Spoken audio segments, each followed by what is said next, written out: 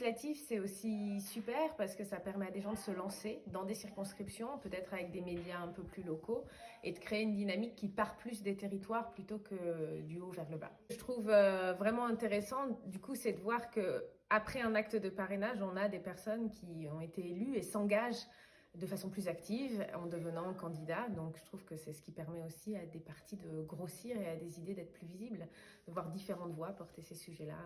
Et puis on a aussi beaucoup à apprendre de quelqu'un comme Boris qui, lui, a déjà été élu, connaît déjà bien la politique locale, là se lance dans une législative et on va espérer que ça fait boule de neige, quoi. De petit à petit, plus de gens sont formés, plus de gens sont capables de se présenter et que ces sujets vraiment ont la place qu'elles devraient avoir dans le débat public.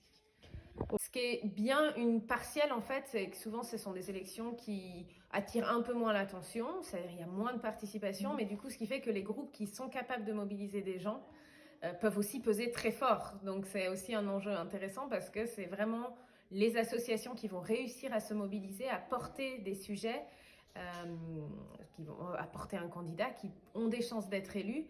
Et là, nous, dans les sujets qu'on porte, ça nous permet aussi d'avoir des chances quand même raisonnables de rendre plus visibles ces sujets que quand voilà, l'élection est sur un calendrier classique avec tous les grands partis et où là, c'est plus difficile pour un plus petit parti d'exister.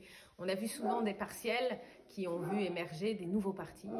C'est un peu les moments privilégiés pour que de nouvelles voix soient visibles.